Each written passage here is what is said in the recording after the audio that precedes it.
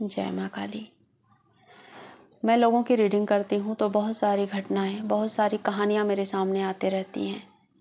एक साधक हैं जो बता रहे थे कि उन्होंने मंत्र जाप किया, लेकिन अब धीरे धीरे उनके जीवन में उनके परिवार के जो लोग हैं उनको और खुद स्वयं भी वो सही स्थिति में नहीं है। उनकी आर्थिक स्थिति, जिस आर्थिक स्थिति को संभालने के लिए मंत्रों का सहारा लेना चाहते थे, मंत्रों का सहारा लिया, अब वही आर्थिक स्थिति और ख़राब हो चुकी है। हेल्थ इशू चल रहे हैं। तो इन सब का क्या कारण है? इसका कारण जानने के लिए उन्होंने मेरे पास कॉल किया था, मुझसे बात किया।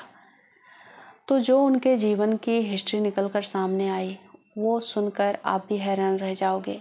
और जो आप बोलते हो ना कि मंत्र जाप करते हुए ये सारी मुसीबतें क्यों आ रही हैं, ऐसा नहीं होना चाहिए, मंत्र तो हमारे भले के लिए होता है। ये बात बिल्कुल सही है। मंत्र से हम अपनी भलाई कर सकते हैं, लेकिन मंत्र अस्त्र होता है। जिस मन से आप चलाओगे वो उसी तरह से काम करता है। अब साधक की घटना सुनिए। साधक एक आकर्षण बीज मंत्र का जाप कर रहे थे। मंत्र को यहाँ पर गुप्त रखा गया है ताकि आप आगे चलकर इस वीडियो को देखकर अपने मन में और भी ज़्यादा भ्रम ना पालो और उस मंत्र को गलत ना ठहराओ, क्योंकि कोई भी मंत्र गलत नहीं होता। हम जिस भाव से करते हैं मंत्र वही से ही काम करता है। तो मंत्र गलत नहीं होता, कोई भी मंत्र। अब ये साधक बताते हैं कि मंत्र जाप करने से पहले इन्होंने बहुत सारी वीडियो देखी और वीडियो देखने के साथ साथ उन्होंने ढेर सारे कमेंट भी पढ़े। उस कमेंट में इस मंत्र के लिए अच्छा भी लिखा गया था, बुरा भी लिखा गया था। कहीं कहीं पर इन्होंने पढ़ा कि कुछ लोग लिख रहे थे कि इस मंत्र को करते हुए मैंने अपने घर के किसी मेंबर को मुसीबत में डाल दिया, किसी का एक्सीडेंट हो गया तो कोई बीमारी में फंस गया। अब इन्होंने इतने सारे कमेंट पढ़ लिए, इतने सारे वीडियो देख लिए, ठीक है। अब साधना इन्होंने बहुत अच्छे से की, 41 दिन की साधना की। उसके बाद से इसी मंत्र को ये मानसिक रूप से चलाने लगे। मानसिक रूप से चलाते चलाते लगभग 6 महीने बीते थे। अब इनके जीवन में बहुत ही उथल पुथल मच गया। इनके घर के जो मेंबर थे वो भी बीमार रहने लगे और खुद का कई बार इनका एक्सीडेंट होते होते बचा, कई बार थोड़ी बहुत चोटें भी लगी, लेकिन ऐसी घटनाएं बार बार होने लगी। और इसी का कारण जानने के लिए ये मेरे से बात भी कर रहे थे। तो मैंने कहा कि आप सोचते क्या हो, पहले ये बताओ। तो बताते हैं कि बस इस बीज मंत्र को करते रहता हूँ और माँ का ध्यान भी करता हूँ, लेकिन वो कमेंट्स जो पढ़ के आए थे मंत्र को जानने के लिए, मंत्र को कितना प्रभाव है उसका, कैसे काम करता है, तो वो मंत्र बार बार इनके ख्याल में कभी कभी आते रहता है।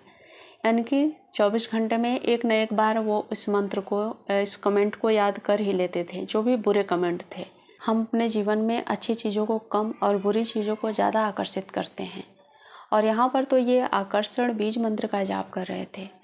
तो जो ख्याल से ये मंत्र का जाप कर रहे थे, यानी कि जो नकारात्मक विचार इनके मन में थे, नकारात्मक कमेंट पढ़ कर आए थे, वही बार बार इनके दिमाग में घूमते रहता था। अब वही सारी चीज़ें इनके जीवन में सच्चाई बनकर उतर रही थी। इनके घर के लोग बीमार पड़ रहे थे और इनका बार बार एक्सीडेंट हो रहा था, क्योंकि ऐसे ही कमेंट इनके दिमाग में घूम रहे थे।